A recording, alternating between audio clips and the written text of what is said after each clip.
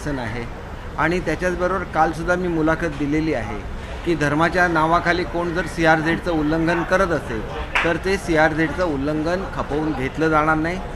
ज्याला जे काय करायचं आहे त्याच्यासाठी रीतसर परवानगी घ्यायला लागेल आणि ते करायला लागेल. हा मुद्दा बाळासाहेबांनी उचललेला होता आणि बाळासाहेबांनी उचललेला प्रत्येक मुद्दा हा जर संजय राऊतना मान्य नसेल तर त्यांनी तसं स्पष्ट सांगावं. कारण एकतर हिंदुत्वापासून लांब गेलेलेच आहेत. आता मतासाठी कोणाकोणाच्या मागून जाणार मला माहिती नाही. आपण बघितलं आहे की काँग्रेससारखा एक राष्ट्रीय पक्ष कशामुळे त्याची हानी झाली तर एका विशिष्ट समाजाची आपल्याला मतं पाहिजेत. त्याच्यासाठी त्या समाजाला खुश करण्यासाठी जे जे काही त्यांनी केलं त्याचा परिणाम असा झाला ते समाज तर बरोबर राहिलेच नाहीत, परंतु काँग्रेससारखा राष्ट्रव्यापी पक्ष हा अनेक ठिकाणी पराभूत झाला आणि पुढच्या काळामध्ये तो राष्ट्रव्यापी राहील की नाही अशी सुद्धा परिस्थिती निर्माण झाली. मग ज्या बाळासाहेबांनी अशक्तपणा यायचा, चालताना सुद्धा दम लागायचा. अमृतनोनी D+ घेतल्यापासून माझा अशक्तपणा दूर झालेला आहे. ग्लुकोज नॉर्मल आलेले आहे. आरोग्याचा भरोसा अमृतनोनी D+. हिंदुत्वाचा मुद्दा उचलला, हिंदुत्वासाठी लढा दिला, ते संपूर्ण विसरून गेलेले आहेत आणि किती कोणाच्या पाठीमागून धावायचं याच्या मर्यादासुद्धा त्यांनी संपूर्णपणे सोडलेल्या आहेत आणि म्हणून त्यांच्याबद्दल काहीही बोलण्याचं माझी तयारी नाही. मला एवढंच सांगायचं आहे की आम्ही बाळासाहेबांच्या विचाराबरोबर आहोत म्हणून आम्ही शिवसैनिक आहोत. जे शिवसैनिक मागे राहिलेले आहेत त्यांना मी सांगतो की आजचं संजय राऊतांचं तुम्ही स्टेटमेंट वाचा आणि अशाच पद्धतीने जर शिवसेनेची वाटचाल होणार असेल तर हे स्फुल्लिंग का निर्माण केलं बाळासाहेबांनी जनतेच्या मनामध्ये याचासुद्धा विचार झाला पाहिजे. आणि मतासाठी काही करायचं हे आयुष्यामध्ये कधीही बाळासाहेबांनी केलं नाही, आम्हीसुद्धा करणार नाही. आणि मी आपल्याला सांगू इच्छितो की महाराष्ट्रामध्ये पूर्णपणे शांतता आहे. ही शांतता अबाधित राहील असंच काम आमच्या सरकारकडून घडेल. महिला आणि बालविकास विभागामध्ये एकाच वेळेस 2 टेंडर निघालेले आहेत खेळणीचे, कसं बघता या सगळ्यांना? नाही, काही वेळेला तांत्रिक चुका होत असतात आणि त्याच्यामुळे मला वाटतं की ह्याच्याकडे या दृष्टीने बघता कामा नये. जर चूक झालेली असेल तर आपण कॉरोगंडम काढून ती चूक दुरुस्त करू शकतो. तशी प्रोव्हिजन नेहमीच सिस्टीममध्ये असते आणि त्यांनी कॉरोगंडम काढावा आणि त्या संदर्भातली ती चूक दुरुस्त करावी एवढंच मी सांगू शकतो. पर ज्या वस्तू आहेत, खेळणी आहेत, ज्या बाजार मूल्यामध्ये 400-500 रुपयाच्या आहेत त्या 1000 रुपयापर्यंत घेतल्याचं असं देखील आहेत आणि ज्या कंपन्यांकडून मागवलं होतं ते देखील फर्जी कंपन्या आहेत असं देखील उघड झालेलं आहे. नाही, हे कसं आहे की या संदर्भात त्या डिपार्टमेंटचे जे मंत्री आहेत ते उत्तर देऊ शकतात, परंतु मला जोपर्यंत माहिती आहे त्याप्रमाणे प्रत्येक गोष्टीचं टेंडर काढायला लागेल आणि टेंडर काढल्यानंतर जो लोएस्ट असतो त्यालाच ते टेंडर द्यायला लागतं आणि त्याच्या संदर्भात त्याचं स्पेसिफिकेशन काय असावं याच्यासाठी तज्ज्ञांकडून हे स्पेसिफिकेशन मागवले जातात. समजा IT चं असेल तर IT डिपार्टमेंटकडून हे स्पेसिफिकेशन मागवले जातात. आपण म्हणता त्याप्रमाणे ती शैक्षणिक खेळणी असतील तर त्याच्या संदर्भातसुद्धा जी एक्सपर्ट इन्स्टिट्यूट असेल त्यांच्याकडून स्पेसिफिकेशन मागवले जातात आणि त्या स्पेसिफिकेशनप्रमाणे ती खेळणी नसतील तर मग निश्चितपणे त्याच्यावर ॲक्शन घेता येते. परंतु जर स्पेसिफिकेशनप्रमाणे ते खेळणी असतील किंवा आपण म्हणता त्याप्रमाणे कमी रेटला उपलब्ध असतील तर ते जे व्हेंडर असतील त्यांना सांगितलं पाहिजे की तुम्ही शासनाचं जाऊन टेंडर भरा आणि त्या किमतीला ती खेळणी अवेलेबल करून द्या. शासन नेहमी त्याचं स्वागतच करेल. असं संजय राऊतांचं जे वक्तव्य आहे ते ठामपणे म्हणतायत की कुठंतरी पडद्यामागं हे सगळं घडतंय आणि दंगली जे आहेत ते होणार आहेत कारण निवडणुका होण्याआधी यांना हे सगळं करायचं आहे सत्ताधाऱ्यांना, असं ठामपणे ते म्हणतात. अहो, हे संजय राऊत कोण आहे तुम्ही विचार करा ना. जे मुर्दे पाडण्याची भाषा करत होते, जे दंगली पेटवण्याची भाषा करत होते त्यांचंच नावच संजय राऊत असतं. म्हणून तुम्ही त्यांचं एवढ्या सिरियसली का घेता? आज भारतामध्ये कोणी त्यांना सिरियसली घेत नाही. पूर्वीच्या काळामध्ये एक काळ असा होता की सामना मुखपत्र होतं शिवसेनेचं आणि शिवसेना काय सांगते हे सामनाद्वारे लोकांना कळत होतं. आज त्या सामनाची जी एक कीर्ती होती किंवा त्याच्यावर डिपेंडेबिलिटी होती ही संजय राऊतांच्यामुळे कमी झालेली आहे. ते बोलतात त्यांनी आपल्या भाषणाला मर्यादा घातल्या पाहिजे. शेवटी दंगली की भाषा बोलणं हे सुद्धा चुकीचं होतं की ज्याच्यामुळे दंगली भडकवू शकतात आणि त्याच्यामुळे कदाचित त्यांना दंगली भडकवायच्या असतील म्हणून ते जर विधान करत असतील तर शासनाने याची चौकशी केली पाहिजे आणि त्यांच्यावर योग्य ती कारवाई केली पाहिजे असं मला वाटतं. मुंबईच्या बेस्ट बसवरती कर्नाटक सरकारची जाहिरात आहे याच्यावरती जितेंद्र आव्हाडांनी प्रश्नचिन्ह उपस्थित केले की जर तुम्हाला कर्नाटक सरकारची जाहिरात करायची आहे तर त्यांनी ट्रिपच आयोजित करावी, असं देखील त्यांनी म्हटलंय. लवकरात लवकर जाहिराती काढा, अन्यथा आम्ही त्या बस पेटवू आणि बस फोडू, असं त्यांनी आपलं बघा, हा मुद्दा मला तपासून बघायला लागेल. शेवटी BSTची हे कमर्शियल डिपार्टमेंट असतं आणि ज्याला जाहिराती द्यायच्या आहेत, UP गव्हर्नमेंटच्या जाहिराती येतात आमच्या पेपरमध्ये, कर्नाटक गव्हर्नमेंटच्या अधिक जाहिराती मी पेपरमध्ये वाचलेल्या आहेत. कुठल्याही मुद्द्याला कुठेही नेऊन टेकवायचं याला काही अर्थ नाही. मग त्या जाहिरातीला आपण का ऑब्जेक्शन घेतलं नाही? बेंगलोरला ज्यावेळेला इन्व्हेस्टमेंट समिट झाली त्यावेळेला एक पेजची जाहिरात सगळ्या वृत्तपत्रांमध्ये आलेली आहे. शेवटी भारत हा एक देश आहे, तिथं कोणी जाऊन कुठे जाहिरात करावी हे प्रत्येकाला त्याची मुभा आहे. कर्नाटक हा आमचा शत्रू नाही. आमचा मुद्दा बेळगावपुरता मर्यादित आहे आणि बेळगावसाठी 3 सदस्यांची, महाराष्ट्राचे 3 सदस्य आणि कर्नाटकाचे 3 सदस्य अशी 6 मंत्र्यांची समिती स्थापन झालेली आहे. आणि ह्या 6 मंत्र्यांची समिती झाल्यानंतर त्याचं पहिलं कार्य काय असेल की तिथल्या लोकांना न्याय मिळावा, त्यांच्यावर अन्याय होता कामा नये. तुम्ही एवढी वर्ष सत्तेवर होता, तुम्ही का कमिटी करू शकला नाही? ही डायलॉगची प्रोसेस तुम्ही का सुरू करू शकला नाही? शेवटी भांडत बसणं आणि त्याच्यामध्ये सीमावासियांचं बळी पडणं, याच्या पलीकडे तुम्हाला प्रत्येक गोष्टीत राजकारण करायचं आहे. आम्हाला राजकारण करायचं नाही, आम्हाला प्रश्न सोडवायचे आहेत. म्हणून एवढ्या मोठ्या प्रमाणात आम्ही निधी दिला, त्याच्यावर त्यांनी स्टे का आणला हे आम्ही मंत्रिमंडळाच्या परिषदेमध्ये विचारू ना. तुम्ही आमच्याकडच्या संस्थांना ग्रँट देता, त्याला महाराष्ट्र कधी ऑब्जेक्शन घेत नाही, मग तुम्ही आमच्या बाबतीत का ऑब्जेक्शन घेता? आम्हाला सुद्धा हा प्रश्न मंत्रिमंडळाच्या एकत्रित बैठकीमध्ये मांडायला लागेल आणि त्याच्यामध्ये सुटला नाही तर आम्हाला केंद्रीय गृहमंत्र्यांच्याकडे जायला लागेल आणि त्यांच्याकडे हा प्रश्न मांडायला लागेल. प्रत्येक प्रश्न मांडण्यासाठी व्यासपीठं असतात, त्या व्यासपीठावर तो प्रश्न मांडला गेला पाहिजे. उगाच कुठल्याही गोष्टीचं राजकारण करण्यामध्ये काहीही अर्थ नसतो.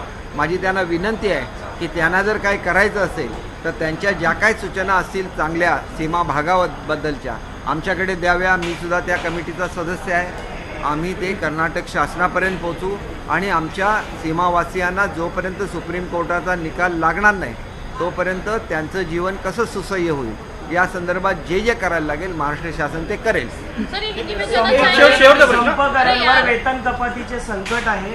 शिक्षण अधिकाऱ्यांनी असे आदेश काढले, असं काही होणार आहे का? कारण की शिक्षण संघटनांनी मागणी केलेली आहे, आमचा पगार कुठेही कपात केला जाऊ नये. नाही, याचा जो निर्णय आहे हा वरिष्ठ स्तरावर होतो, कारण मोजक्या शिक्षण विभागापुरता हा प्रश्न मर्यादित नाही. सर्वच डिपार्टमेंटची लोकं संपावर गेलेली होती. तर या संदर्भात जो काही निर्णय मुख्यमंत्री महोदय संघटनांबरोबर बसून घेतील तो शिक्षण विभागावर सुद्धा बंधनकारक राहील. परंतु जे अधिकारी असतील ते त्यांच्या नियमानुसार ही कारवाई करत असतील आणि जर राज्याकडून तसे आदेश गेले तर मग ते दुसरं काही करणार नाहीत किंवा कपात करणार नाही. खासदार संजय राऊत यांनी प्रतिक्रिया देताना सांगितलं की दुसऱ्यांची डोकी आम्हाला कामासाठी लागत नाही. राज ठाकरे यांचं त्यांनी नाव घेतलं नाही, मात्र निर्देश त्यांच्याकडे. एक गोष्ट अशी आहे की त्यांचं बाबतीत जे काय बोलायचं राज ठाकरे साहेब बोलतात आणि संजय राऊतजींनी जर काय बोललेलं असेल तर राजसाहेब एवढे सक्षम आहेत की त्यांच्या प्रश्नाची ते उत्तरंसुद्धा देऊ शकणार नाही. एवढं चांगलं वक्तृत्व हे देवानी त्यांना दिलेलं आहे आणि त्याच्यामुळे बाळासाहेबांच्या सभेला जशी गर्दी होते तशीच गर्दी ही राजसाहेबांच्या सभेला सुद्धा होते आणि त्याच्यामुळे तुम्ही त्यांच्याबद्दल बोलणंच चुकीचं आहे असं मला स्वतःला वाटतं. एक तरी सभा स्वतः संजय राऊतनी घेऊन दाखवावी ज्याला 10% लोक राजसाहेबांच्या सभेएवढी संजय राऊत म्हणून. उद्धवसाहेब गेले तर उद्धवसाहेबांच्या राजसाहेबांच्या खालोखाल उद्धवसाहेबांना जमत असेल ही सगळी बाळासाहेबांची एक पुण्याई आहे. शिंदेसाहेब गेला तर तिथंसुद्धा लाखो लोकांची गर्दी जमते. तुम्ही बघितलेलं आहे की उद्धवसाहेबांच्या सभेपेक्षा दुप्पट गर्दी ही खेडला जमलेली होती आणि त्याच्यामुळे कुठेतरी त्यांना चिडवत राहायचं असं आम्ही कधी करत नाही आणि चिडवत राहण्याशिवाय दुसरं काहीही संजय राऊत करत नाही. आणि त्याच्यामुळे आजसुद्धा जे काय त्यांच्याबद्दल बोललं गेलं त्याचासुद्धा खुलासा ते करू शकले नाहीत की ते नेमकं शिवसेनेचं नुकसान करतायत आणि राष्ट्रवादीचं हित करण्याचा प्रयत्न करतायत. ही जी त्यांची भूमिका आहे याच्याबद्दल कधीतरी तुम्ही सकाळच्या वेळेला 9 वाजता जात असणार त्यांच्या घरी, त्याला तुम्ही त्यांना ह्याच्याबद्दल अवश्य विचारावं अशी मी आपल्याला विनंती करतो. काल देवेंद्र फडणवीस आणि उद्धव ठाकरे विधानभवनामध्ये एकत्र चालत आले, त्यावेळी अनेक राजकीय प्रश्न, शंका कुशंका सुरू झाल्यात. आपली काय? नाही, मला असं वाटतं की उद्धवसाहेब एक महाराष्ट्राचे नेते आहेत. त्याचप्रमाणे देवेंद्र फडणवीस साहेबसुद्धा माजी मुख्यमंत्री आणि आताचे उपमुख्यमंत्री आहेत आणि महाराष्ट्राचे नेते आहेत. महाराष्ट्राचं ही संस्कृती राहिलेली आहे की सुसंस्कृतपणा हे महाराष्ट्राचं वैशिष्ट्य आहे आणि त्याच्यामुळे कोणी समोर आल्यानंतर त्यांना नमस्कार करणं, त्यांच्याशी 4 चांगल्या गोष्टी करणं ही महाराष्ट्राची संस्कृती आहे. बघितल्यानंतर तोंड फिरवणं ही महाराष्ट्राची संस्कृती बिलकुल नाही आणि त्याच्यामुळे दोघांची भेट झाली, चांगली घटना आहे आणि त्याच्यामुळे काही चर्चा झाली असली तर ती महाराष्ट्राच्या हिताचीच झालेली असेल याच्याबद्दल मला खात्री आहे. राज्यातले उद्योग परराज्यात गेले यानंतर उद्योगमंत्र्यांनी असं सांगितलं होतं की श्वेतपत्रिका लवकरच काढू, मात्र अद्याप श्वेतपत्रिका काढलीच गेली नाही. ज्यावेळेला सांगितली लवकरच म्हणजे त्यांनी काय मुदत दिलेली नसेल, लवकरच निघेल ती. मी एकदा त्यांना विचारून घेईन की कधीपर्यंत तुमची श्वेतपत्रिका निघणार आहे. परंतु महाराष्ट्र या वेळेला सुद्धा इन्व्हेस्टमेंटचा पहिला चॉईस महाराष्ट्र आहे, हे आकडेवारीवरून सिद्ध झालेलं आहे. त्याच्यामुळे पहिल्या क्रमांकाला महाराष्ट्र आहे, होता आणि पुढे सुद्धा राहणार आहे. सर, हिंदी में जानना चाहेंगे कि संजय राउत इन्होंने बयान किया है कि राज्य में दंगे फैलाने की कोशिश हो रही है, इसके बाद चुनाव लड़े जाएंगे. एक तो संजय राउत जी ने और उनके नेताओं ने बाबा साहब के विचार तो छोड़ ही दिए हैं, लेकिन उन्हें वोट चाहिए. इसीलिए अगर किसी कम्युनिटी की तरफ वो जाना चाहते हैं तो अवश्य जाए, लेकिन जाने से पहले उनके जो शिवसैनिक है उनका जो भ्रम है उसको भी दूर करें, ताकि जो बचे हैं उनके पास वो भी बाबा साहब के विचार के साथ जुड़ जाए, हमारे साथ आए और संजय जी को जिस समुदाय के साथ जाना है उनको वो लिबर्टी है. देखिए, कांग्रेस ने ऐसे ही किया, वोट के लिए एक समुदाय को उन्होंने चुना और उसी के पीछे वो दौड़ते रहे और जब पीछे मुड़ के देखा तो पीछे कोई समर्थन देने वाला नहीं बचा था. ये स्थिति नहीं होनी चाहिए, इसलिए उनको सावधान रहना है और सावधान रह के वोट की राजनीति नहीं करनी है, लोकहित की राजनीति करनी है. और जो भी पार्टी लोकहित की राजनीति करेगी वही पब्लिक में जा सकेगी, उनका समर्थन ले पाएगी. और इसीलिए मेरा ये कहना है कि जितना डैमेज करना था उद्धव साहब को वो कर चुके हैं संजय राउत जी. उनको और भी अगर डैमेज करना होगा तो वो उनका चॉइस है और उद्धव जी का चॉइस है कि वो उनको साथ में रखना चाहते हैं या नहीं. लेकिन मेरे जैसा एक सर्वसामान्य कार्यकर्ता जिसको ये समझ में आता है कि शिवसेना को मैक्सिमम डैमेज संजय राउत ने किया है, बाला साहब के विचारों से उद्धव साहब को उन्होंने दूर किया है और आज वो एक समाज की तरफ उनको लेके जाना चाहते हैं. अगर बाला साहब होते तो ये कभी भी नहीं होता, इसके बारे में मुझे यकीन है. और बाला साहब का जो हिंदुत्व है वो एक व्यापक हिंदुत्व है, उसमें वो किस कौम का है इसको वो महत्व नहीं देते थे. जो पाकिस्तान जिंदाबाद बोलता था उनके लिए वो उनका एनिमी था, और जो हिंदुस्तान जिंदाबाद बोलता है चाहे वो किसी भी कौम का हो वो उनके लिए हिंदू ही था, क्योंकि ये हिंदुस्तान है. और हिंदुस्तान का जो बंटवारा था पाकिस्तान और हिंदुस्तान का वो कौम के हिसाब से हुआ था. फिर भी हिंदुस्तान में हर कौम के लोगों को अच्छी तरह से ट्रीटमेंट दी गई. इसीलिए आज पाकिस्तान के भी लोग बोलते हैं मोदी जिंदाबाद, और बोलते हैं कि हमें ऐसा पंतप्रधान चाहिए जो हमें खाना दे सके, जो हमें इज्जत दे सके, अच्छी ज़िंदगी दे सके. और वो मोदी साहब ने करके दिखाया है. इसीलिए पूरे विश्व में उनको इसी बात के लिए उनकी इज्जत की जाती है. W20 के आज वो चेयरपर्सन हैं. तो मेरा ऐसे मानना है कि जिस तरह से उन्होंने नेतृत्व किया है भारत का, तो इसीलिए आज जिसको हम लोग कश्मीर का जो एक हिस्सा था जो आज पाकिस्तान के पास है, वो भी लोग मांग कर रहे हैं कि हमें हिंदुस्तान में जाना है, मोदी साहब के नेतृत्व में काम कर रहे हैं. महाराष्ट्र भूषण पुरस्कार वितरण कार्यक्रमात उपसभापती आणि विरोधी पक्ष नेत्यांचं नाव न टाकल्यामुळे विरोधक आता आक्रमक झाले. महाराष्ट्र भूषण पुरस्कार वितरण कार्यक्रम संध्याकाळी पार पडणार आहे ना? आज संध्याकाळी निश्चितपणे नजरचुकीने हे झालेलं असेल. मी गेल्याबरोबर आदरणीय भाऊंशी बोलतो, मुनगंटीवार साहेबांची, आणि ते योग्य ते त्या संदर्भात जाऊन भेटतील आणि याच्यावर योग्य ती कारवाई करतील याची मला खात्री आहे. धन्यवाद. सर विरोधक शालेय शिक्षणासंदर्भातच वापस आंदोलनाला पायऱ्यांवर काय झालं शालेय ते अनुदान आणि 2005च्या आधीचे जे कर्मचारी शिक्षक अनुदान मिळालं पाहिजे आणि कंत्राटी पद्धतीने शिक्षक घेणं बंद करा असंही म्हणतात. प्रत्येक गोष्टीमध्ये राजकारण करायचं याच्या पलीकडे काहीही शिल्लक नाही आहे. 15 वर्ष यांची सत्ता होती, कुठल्याही एका शिक्षकाला न्याय दिला नाही.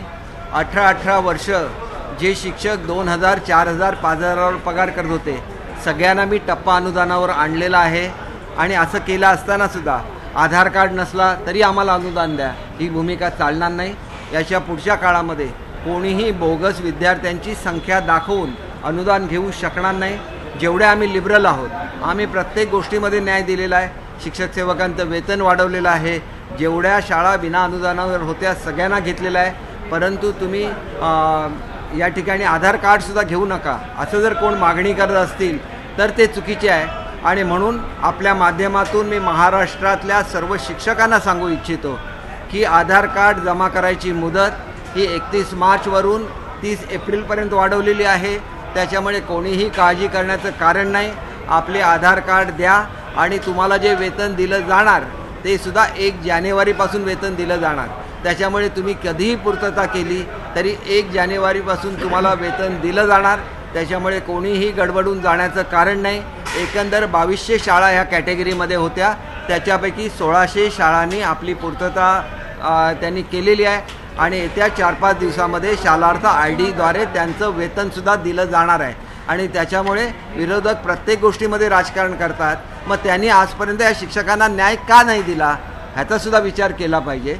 आपण काही द्यायचं नाही आणि दिलेल्या माणसांनी नियमांची सुद्धा पूर्तता करायची नाही हे म्हणणं साफ चुकीचं आहे. महाराष्ट्राच्या अर्थव्यवस्थेची काळजी घेणं हे सुद्धा आमचं काम आहे. त्याच्यामुळे एकही बोगस विद्यार्थी असेल तर त्याचीसुद्धा खात्री केली जाईल आणि ज्यांना अनुदान द्यायचं त्यांना 100% अनुदान मिळेल. मी 31 मार्चपासून 30 एप्रिलपर्यंतची मुदत वाढवलेली आहे. त्याच्यामुळे कोणीही शिक्षक याच्यापासून वंचित राहणार नाही. साहेब, मागे एकदा तुम्ही म्हणालेलात की जर आम्हाला म्हणजे ज्या अनुदानित शाळा आहेत त्यांना जर हवं तर आम्ही सर्व सरकार चालवायला तयार आहे शाळा. तर या बाबतीमध्ये नाही, मी हे बघा अशासाठी सांगितलेलं आहे की शेवटी शाळा कोणासाठी असतात? विद्यार्थ्यांसाठी असतात. आज 100% पगार आम्ही देतो, वेतनाचं ह्याच्यासाठी अनुदान देतो. एवढं केल्यानंतरसुद्धा ज्या केंद्राच्या वेगवेगळ्या योजना आहेत हे आमच्या शाळांना मिळू शकत नाही. कारण केंद्र काय म्हणतं की ह्या खाजगी शाळा आहेत. आम्ही जरी 100% अनुदान म्हणून विद्यार्थ्यांच्या हिताच्या दृष्टीने संस्थांना जर ह्या शाळा आमच्या ताब्यात देण्यात असतील तर आम्ही त्या ताब्यात घेऊ आणि विद्यार्थ्यांना सर्व फॅसिलिटीज देऊ.